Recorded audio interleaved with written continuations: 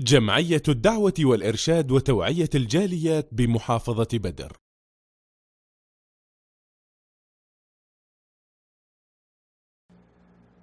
আসসালামু আলাইকুম ওয়া রাহমাতুল্লাহি ওয়া বারাকাতুহু। আলহামদুলিল্লাহ ওয়াসসালাতু ওয়াসসালামু আলা রাসূলিল্লাহ ওয়া বা'দ। সুপ্রিয় বন্ধুগণ, আমাদের মুসলিম সমাজে একটি বিবাহ রয়েছে, সেটি হলো হিল্লা বিবাহ। এই বিবাহ যেমন কুরুচিপূর্ণ, তেমনই নিন্দনীয়, তেমনই অপরাধজনক এবং অত্যন্ত ঘৃণিত কাজ। এটি ইসলাম তো দূরের কথা, অন্য কোনো ধর্মে এই সিস্টেম বিবাহ নেই।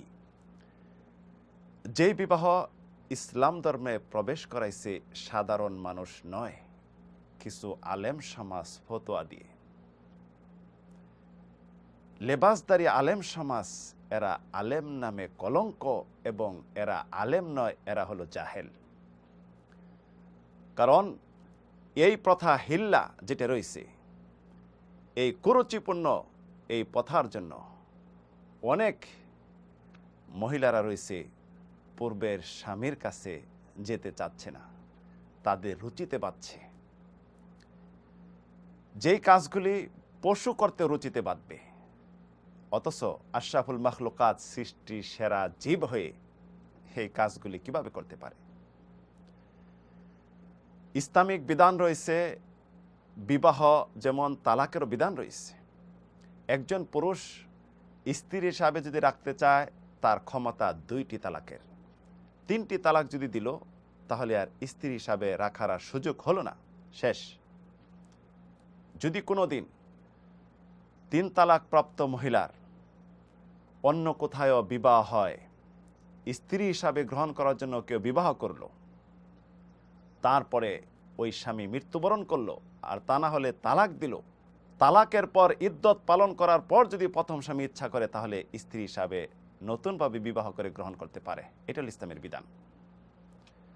এখন দেখা যায় এক বৈঠকে রাগবশত কারণে বা অহেতুক কোনো কারণে যদি একসাথে 3 তালাক বলে দেয়, হুজুরদের কাছে গেলে হুজুররা ফতোয়া দিয়ে দেয় 1 রাত্রির জন্য হিল্লা বিবাহ দিতে হবে। এখন হিল্লা বিবাহর পন্থা অন্যভাবে বেছে নিয়েছে।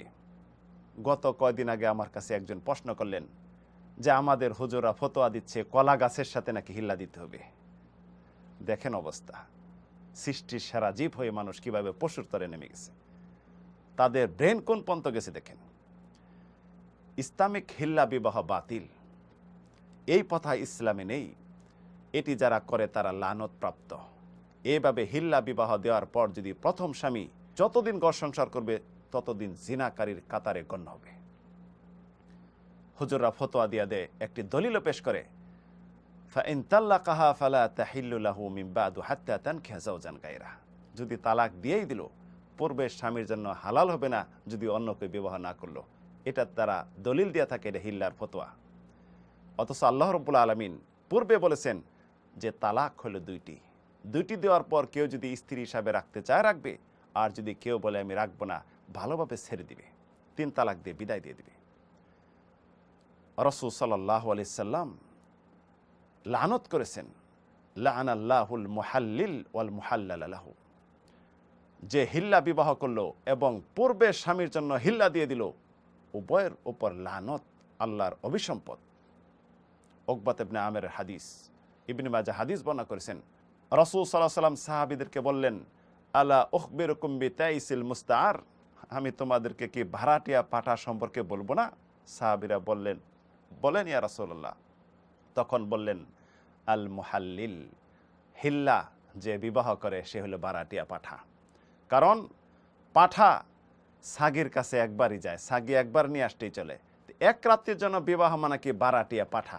পরবর্তী বলেন, লাআনাল্লাহুল মুহাল্লিল ওয়াল মুহাল্লালা লাহু।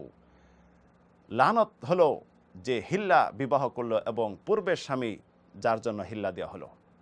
আব্দুর রাজ্জাক মুসান্নাফে বর্ণনা করেন, ওমর ইবনে খাত্তাব একদিন ভাষণ দিলেন, ভাষণ দিয়া বললেন, ওয়াল্লাহি লা উতিয়া বিমুহিল ওয়াল মুহাল্লালা লাহু ইল্লা রাজামতুহা।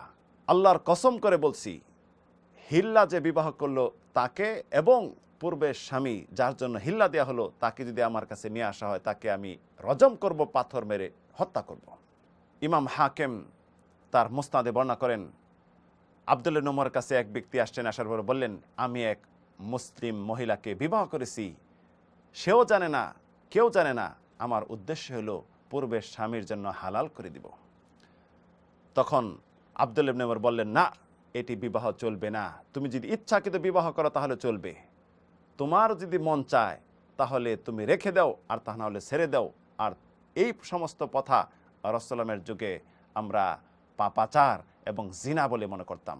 পরবর্তী বললেন, লা ইয়াজালানে জানিয়ানে ওয়া ইন মাকাসা ইশিনা সানা, এরকম যদি 20 বছরও তারা ঘর সংসার করে পূর্বের স্বামী হিল্লা বিবাহের পর, তাহলে তারা জিনাকারী কাতারে দাঁড়াবে। তাই প্রিয় বন্ধুগণ, এই সমস্ত কুরুচি কথা যেই সমস্ত সমাজে আছে, ধিক্কার দিন। যারা ফতোয়া দিচ্ছে তাদেরকে মুখোশ খুলে দিন।